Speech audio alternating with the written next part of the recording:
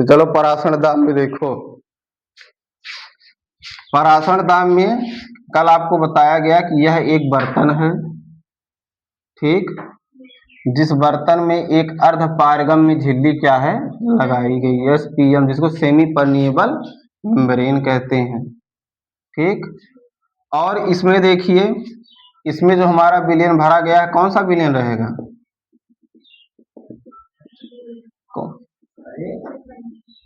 कौन सा विलयन बोलिए? एक में विलयन रहेगा, एक में शुद्ध विलायक। हाई रहेगा शुद्ध विलायक यानी H2O, और ये क्या रहेगा? विलयन, ठीक है।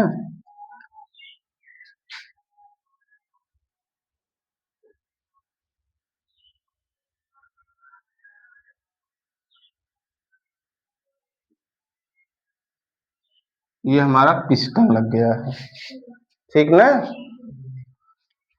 अब प्रारंभ में क्रिया क्या होगी? शुद्ध विलायक से विलयन की ओर होने लगेगी, और इस क्रिया को रोकने के लिए जो अतिरिक्त दाब लगाया जाएगा उसी को क्या कहते हैं? परासरण दाब कहते हैं। तो यही बात हमको लिखना है कि जब किसी विलयन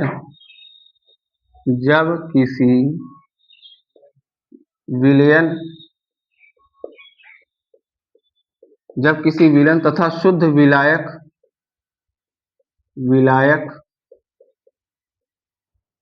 को अर्धपारगम्य झिल्ली से पृथक क्या किया जाता है? रखा जाता है, तो परासरण की क्रिया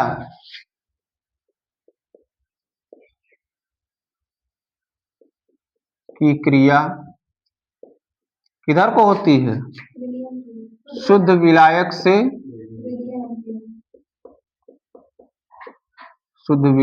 विलयन की ओर होने लगती है, ठीक। और इस क्रिया को रोकने के लिए,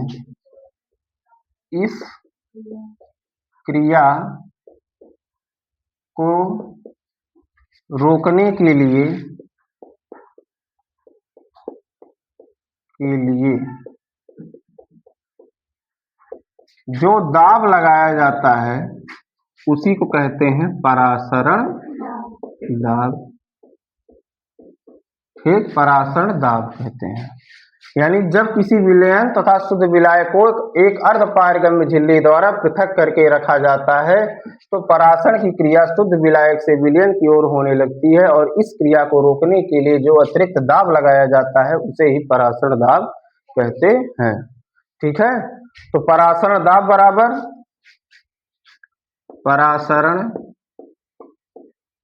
बराबर किसका वाष्प दाब अधिक रहेगा?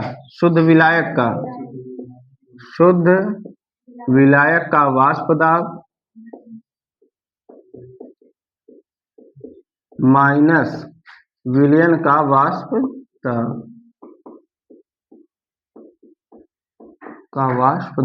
समझ रहे हो? विलयन का वाष्प दाब, शुद्ध विलायक का वाष्प दाब माइनस विलयन का वाष्प दाब। अब इसी को कह सकते हैं क्या हम कि शुद्ध विलायक का वाष्प दाब तथा विलयन के वाष्प दाब के अंतर को ही परासरण दाब कहते हैं। समझ में आया? अब कल आपको बताया गया कि अतिपरासरी विलयन क्या होते हैं। अतिपरासरी विलयन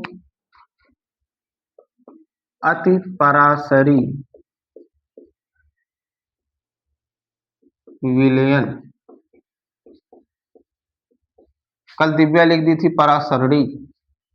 अतिपरासरी विलयन को क्या कहेंगे? जिसका परासरण दाब क्या हो? अधिक हो, उसे क्या कहते हैं हम? अतिपरासरी। उसी प्रकार क्या होता है?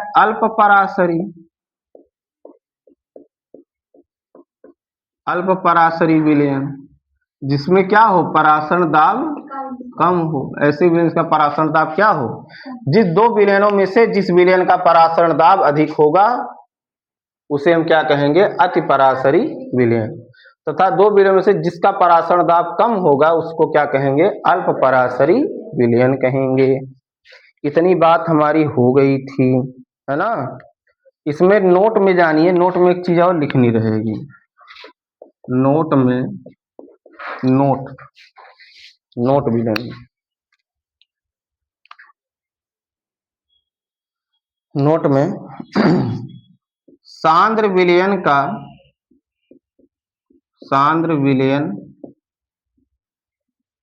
का परासरण दाब क्या रहेगा, अधिक, तथा तनु विलयन का परासरण दाब क्या होगा, कम होगा। तनु विलयन का परासरण दाब क्या होगा, कम होगा।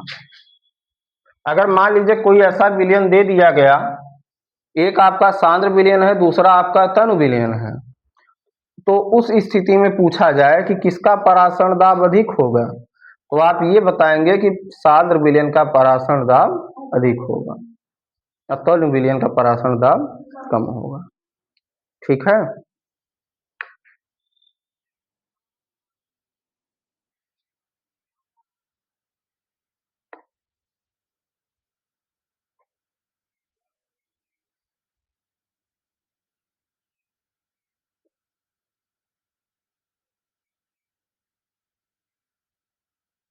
हो गया। ठीक है।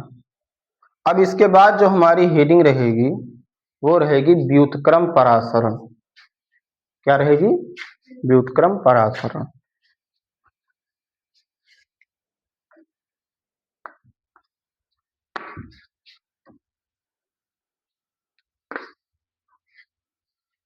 व्युत्क्रम परासरण,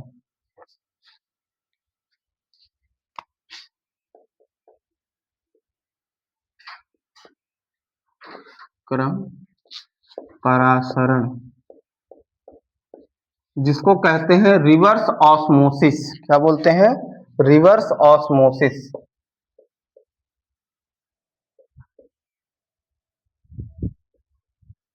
रिवर्स ऑस्मोसिस, और जिसको शॉर्ट फॉर्म में कहते हैं RO।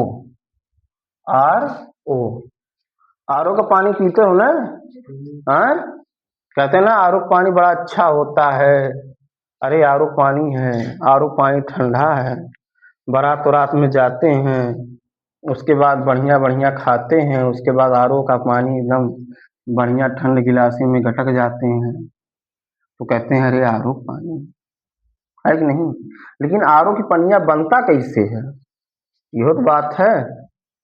RO का पानी कैसे हमारा बनता है ना। तो जानिए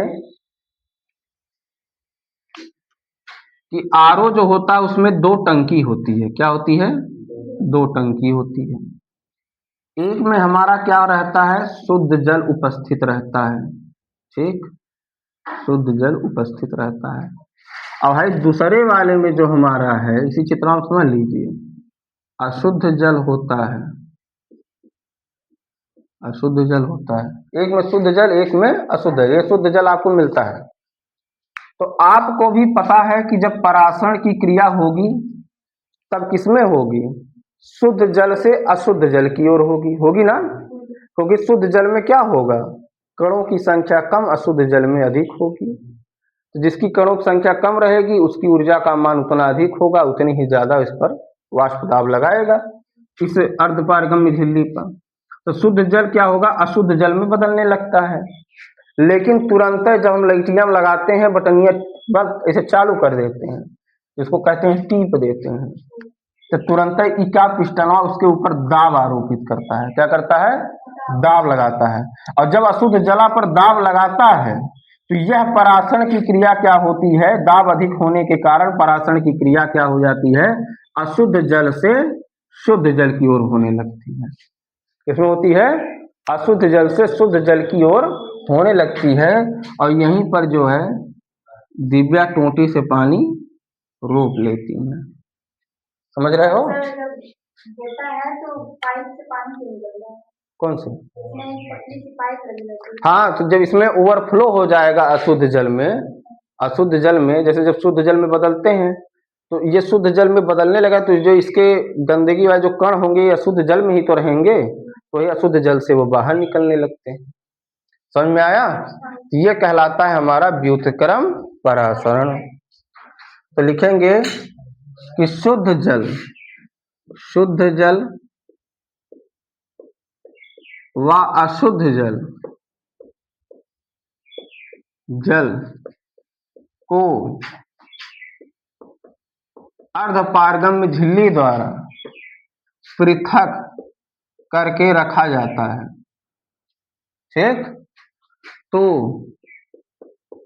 परासरण क्रिया किधर को होती है? शुद्ध जल से अशुद्ध जल की ओर,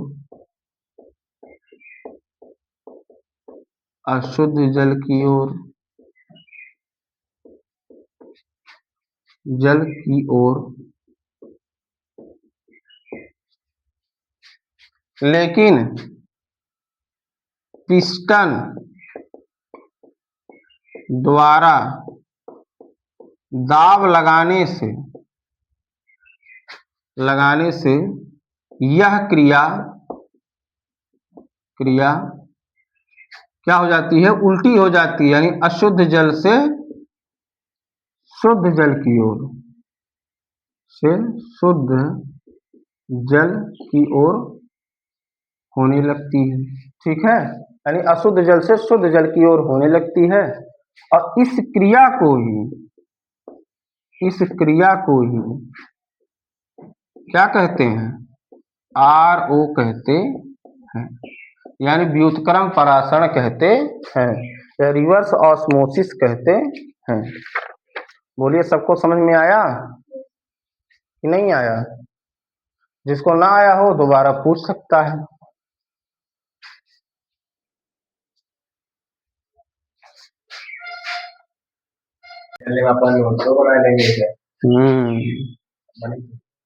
चलिए इसमें हेडिंग बनाओ अब, समपरासरी विलयन। समपरासरी विलयन, समपरासरी विलयन, समपरासरी विलयन। अब नाम से ही पता है समपरासरी, समझ रहे हो? समपरासरी यानी जिन विलयनों के परासरण दाब क्या होते हैं? समान होते हैं। तो देखो, जिन विलयनों के परासरण दाब समान होते हैं उन्हें ही क्या बोलते हैं? समपरासरी विलयन कहते हैं। समझ रहे हो? तो अगर परासरण दाब 2 विलयन है जिनके परासरण दाब समान है, तो यानी हम लिख सकते हैं उसको P1 बराबर P2 लिख सकते हो? लिख सकते कि नहीं लिख सकते हैं? माने पहले का भी परासरण दाब बराबर दूसरे के परासरण दाब के। इसी प्रकार अगर परासरण दाब समान है तो C1 बराबर C2, यानी उनकी सांद्रता भी क्या होगी? आपस में बराबर होगी। और सांद्रता बराबर क्या होता है जी? N1 अपान हो जाएगा V1 बराबर N2 अपान V2। होगा कि नहीं होगा? सांद्रता बराबर क्या होता है? विलय के मोलों की संख्या बटे में विलयन का आयतन। उसी प्रकार इसका भी क्या होगा ना? तो 1 होगा, क्योंकि पहला विलयन है इसलिए N1 अपान V1 बराबर N2 अपान V2। बोले समझ में आया कि नहीं? अब N बराबर आपने पढ़ा होगा कि मोल की संख्या कैसे निकलती है? W अपान M से, यानी विलय का भार बटे में उसका अणुभार। इसी को लिख सकते हैं क्या? ऊपर हो जाएगा W1 बटे में M1 इंटू V1 बराबर W2 अपान M2 इंटू V2। होगा कि नहीं होगा? ये हमारा क्या हो गया? फार्मूला हो गया। जिसको समझ में ना आया हो दोबारा पूछ लीजिए, है कि नहीं? नोट करिए जल्दी जल्दी इसको।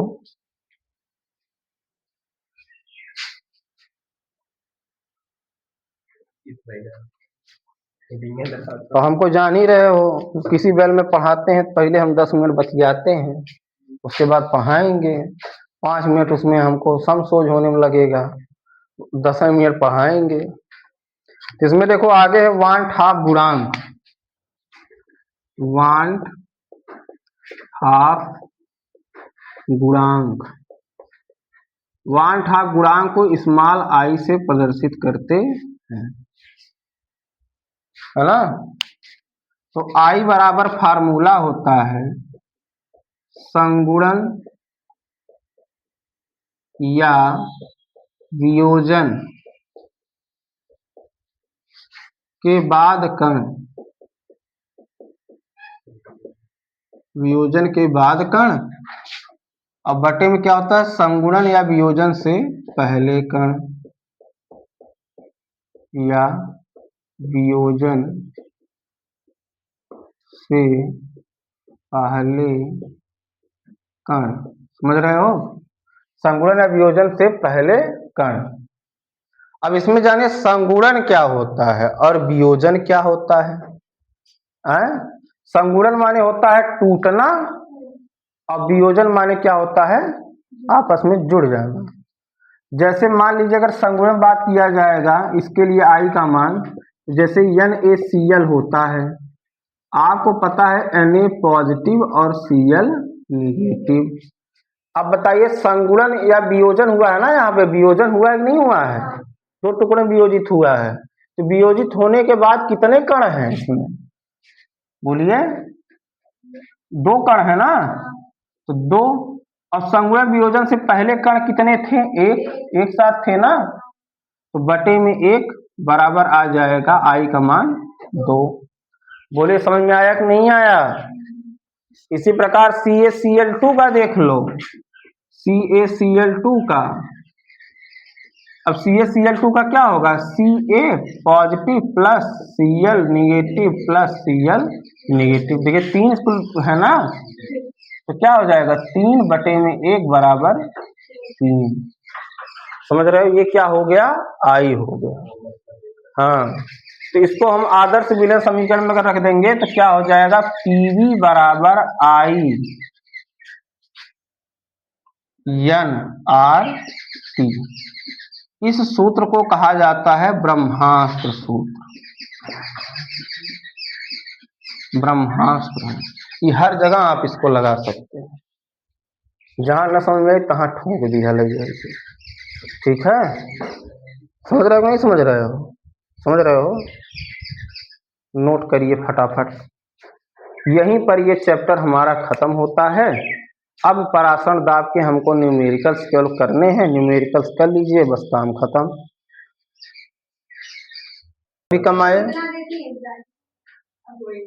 सुनिए, नहीं, आदमी हो या औरत, सुनो हे लड़के, आदमी हो या औरत हो, दोनों को कमाना चाहिए, दोनों कमाएंगे तभी बराबर चलेगा।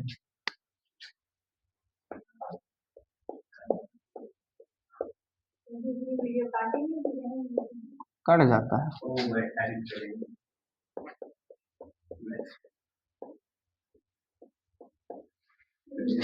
आपको बताएं एक बात हम आपको बताएं, शादिया से पहलवा, जैसे मान लीजिए एक लड़का एक लड़की आपस में से बातचीत हो रही है, तो लड़कवा पूछता है कि बाबू तुम क्या कर रही हो, तो फिर लड़कियां कहती है बाबू हम तो झाड़ू लगा रहे हैं। कहें झाड़ू, अरे झाड़ू लगा रही हो, अरे हमारी जब शादी होगी हम तुमको झाड़ू नहीं लगाने देंगे, सुनिए नहीं, झाड़ू नहीं लगाने देंगे, तुमको झाड़ू लगाओगी, हम झाड़ू नहीं लगाने देंगे, हम तुमको रानी बना के रखेंगे, तुमको बेड पर से उतरने ही नहीं देंगे, तुम्हारा पैर गंदा हो जाएगा, जानिए।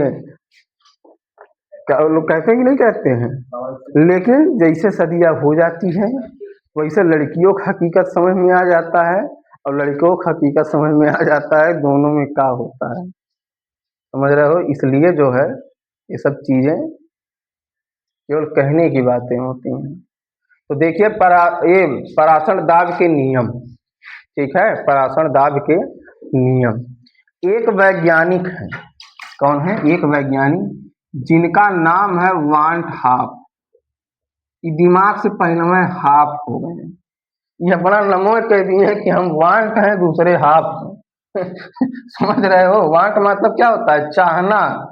और हाफ माने क्या होता है? हल्का।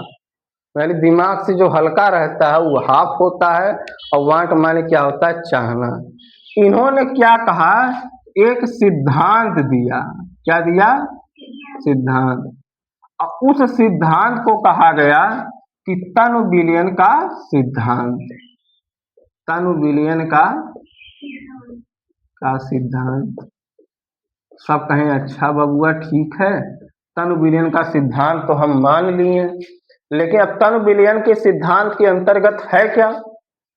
है ना? तो उन्होंने यह कहा कि किसी विलयन में उपस्थित या तनु विलयन में उपस्थित, तनु विलयन में उपस्थित विलेय के कण जो होते हैं, विलेय के क्या हो? कण। विलेय के कण क्या करते हैं? गैस के अणुओं की तरह व्यवहार करते हैं। गैस के अणुओं की तरह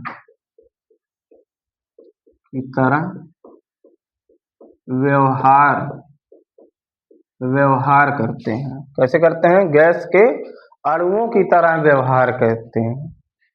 इसका मतलब समझ में आया कि विलेय का जो कण होगा, यानी जो तनु विलयन रहेगा, उसमें विलेय के कण क्या होते हैं? नगण्य होते हैं। तो उनके जो कण होते हैं कहाँ हैं पता नहीं चल पाता है, इसलिए इसको जो है तनु विलयन का सिद्धांत कहते हैं।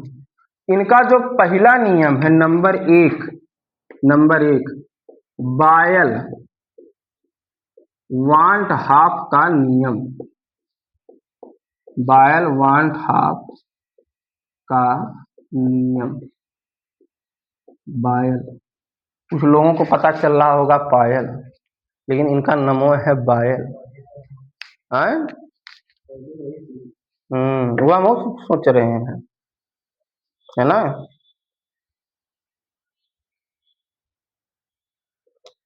इसमें जानिए कि किसी विलयन का परासरण दाब, इनके अनुसार क्या है कि किसी विलयन का परासरण दाब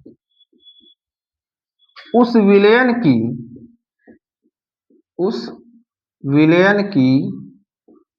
सांद्रता के समानुपाती को ही तो अनुक्रमानुपाती कहते हैं। समान विलयन की सांद्रता के समानुपाती होती है।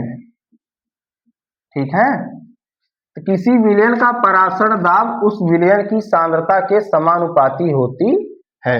यानी इसको लिख सकते हैं P समानुपाती C।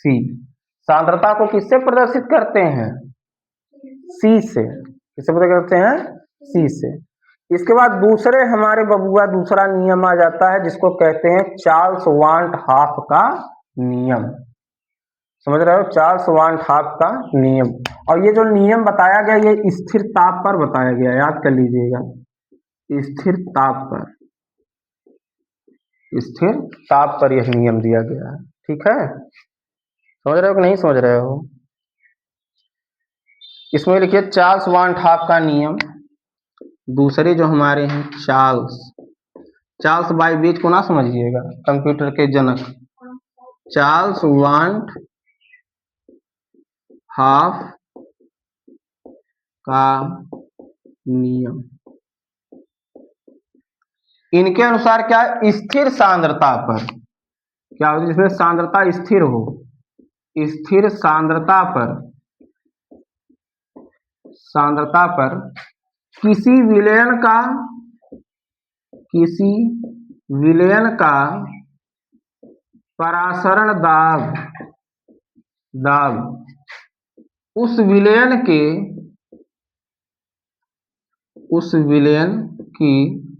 सांद्रता उस विलयन की सांद्रता नहीं, उस विलयन के परम ताप यानी T के समानुपाती होती है।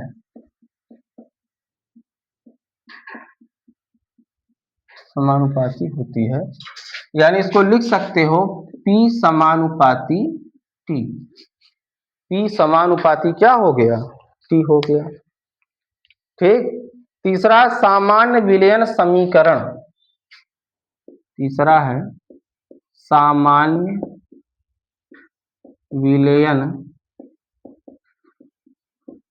विलयन समीकरण।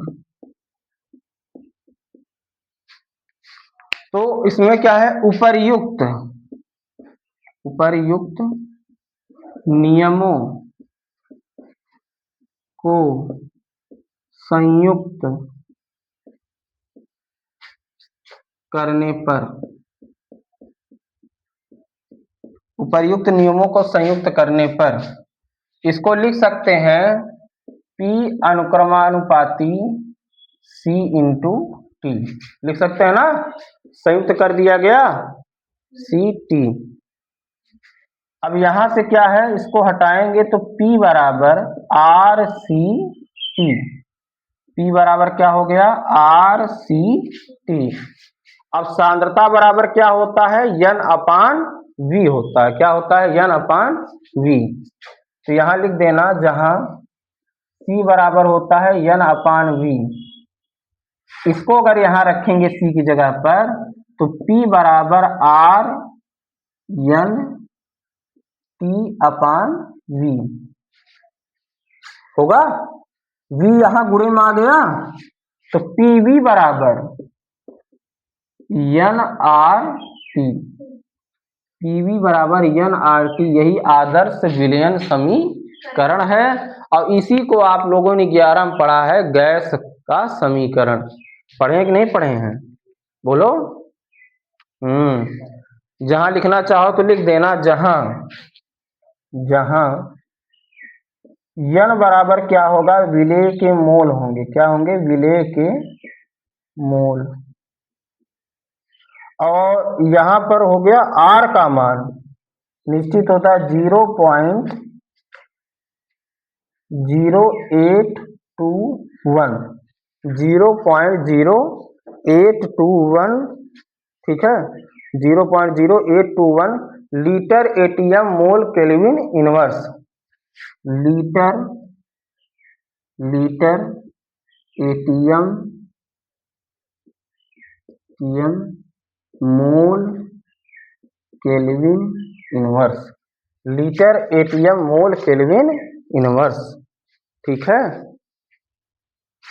Mole inverse kelvin inverse, sorry, mole inverse kelvin inverse. इतनी बात सबको समझ में आई कि नहीं आई? बोलिए, जिसको ना आई हो। इनके अनुसार क्या है कि वान ठाप ने एक सिद्धांत दिया जिसे तनु विलयन का सिद्धांत कहते हैं। अब इनके अनुसार क्या है कि विलेय के कण तनु विलयन में क्या है? गैस के अणुओं की तरह व्यवहार करते हैं। परासरण दाब का पहला नियम क्या है? बायल वान ठाप का नियम। स्थिर ताप पर किसी विलयन का परासरण दाब उसकी सांद्रता के समानुपाती होता है। P समानुपाती क्या होगा? C। चार्ल्स वान ठाप का नियम क्या है कि स्थिर सांद्रता पर किसी विलयन का परासरण दाब उस विलयन के परम ताप के समानुपाती होता है, यानी P समानुपाती T के। सामान्य विलयन समीकरण में दोनों नियम को संयुक्त कर दिया गया, तो क्या हो गया? P समानुपाती C इंटू T। अब यहां समानुपाती चिन्ह हटाएंगे तो R एक नियतांक लगेगा, यानी P बराबर RC T। जहां सांद्रता बराबर क्या होता है? विलेय के मोलों की संख्या बटे में उसका आयतन। तो P बराबर R इंटू N अपान V इंटू T। हमने V को पक्षांतर कर दिया, तो PV बराबर NRT, जहां N बराबर विलेय के मोल और R बराबर 0.821 मोल इनवर्स और केल्विन इनवर्स एटीएम लीटर। ये इसका क्या हो गया? मात्रक हो गया। नोट करिए। देखो, 24 डिग्री सेल्सियस पर एक विलयन का परासरण दाब। अब 24 डिग्री सेल्सियस माने T बराबर कितना है? 24 डिग्री सेल्सियस। परासरण दाब मतलब क्या होता है? P। P बराबर कितना हो गया? 2.5 ATM। अब ये किसमें है? डिग्री सेंटीग्रेड में है, ठीक है। और कहे कि विलयन की सांद्रता ज्ञात कीजिए, माने हमको किसका निकालना है, आर का मान, सांद्रता सॉरी सी का मान हमको क्या करना है, निकालना। सांद्रता किससे प्रदर्शित करते हैं, सी से प्रदर्शित करते हैं। आर का मान कितना होता है, आर बराबर 0.0821, ठीक है, ये आपको दिया गया था। हमेशा जानिए कि परासरण दाब का अगर हमको न्यूमेरिकल लगाना है तो हमारा ताप किसमें होना चाहिए, केल्विन में होना चाहिए। किसमें होना चाहिए, केल्विन में होना चाहिए। दाब हमेशा किसमें होना चाहिए, एटीएम में होना चाहिए। किसमें होना चाहिए, एटीएम। ये अपने दिमाग में बैठा ली है, एटीएम में होना चाहिए। और आयतन हमेशा किसमें होना चाहिए, लीटर में होना चाहिए। किसमें होना चाहिए, लीटर में। ये तीन बात अपने दिमाग में बैठा लीजिए, इसमें होना चाहिए। समझ रहे हो। अब फार्मूला देखिए क्या होता है, P बराबर क्या होगा, किसका हमको मान निकालना, R का ना। तो P बराबर आपको बताया गया, P बराबर एक फार्मूला है CRT, पढ़े हो CRT ना, बोलो। अब देखो R का मान हमको पता है, T का मान हमको पता है। P पहले काम करिए, T का मान सेल्सियस में है, इसको केल्विन में चेंज कर दिए तो 24 धन। अब केल्विन में आपको बदलने के लिए कितना जोड़ते हैं, बोलिए। एक केल्विन बराबर कितना होता है, 273। 273 माने 297 केल्विन हुई। 273 मन जोड़ देगा कितना हो जाता है, 297 केल्विन। ये क्या आ गया, 297 केल्विन, यानी ताप हो गया। दाब हमारा एटीएम है तो ठीक है। अब देखिए इसको हम लिख सकते हैं, सांद्रता C बराबर क्या हो जाएगा, P/RT। बोलो हाई, दोनों चले जाएंगे भाग में ना, बोलो हाई दोनों भाग में जाएंगे कि नहीं आएंगे। तो C बराबर P का मान रख दो 2.5 बटे में R का मान कितना हमारा है, 0.0821 गुणे T का मान 297 केल्विन। समझ रहे हो, 297 केल्विन आ गया। अब 297 केल्विन आया, तो इसको अगर हम आपस में गुणा करेंगे, इनको तो C बराबर 2.5 बटे में गुणा करिए, आएगा 24.3837, 24.3837। इनको जब आपस में काट देंगे तो आएगा 0.1025, 0.1025। और हमने सांद्रता किसमें निकाली है, मोल प्रति लीटर में। यही आ गया आंसर। नोट करिए जल्दी से, नोट करो, नोट करिए, आज चैप्टर खत्म हो जाएगा।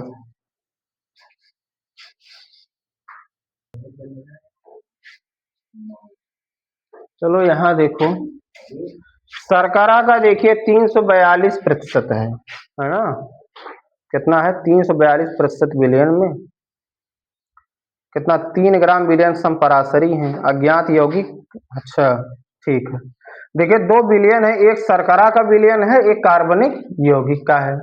तो एक तरफ लिखिए शर्करा का विलयन, और एक तरफ कौन सा विलयन है, कार्बनिक यौगिक का।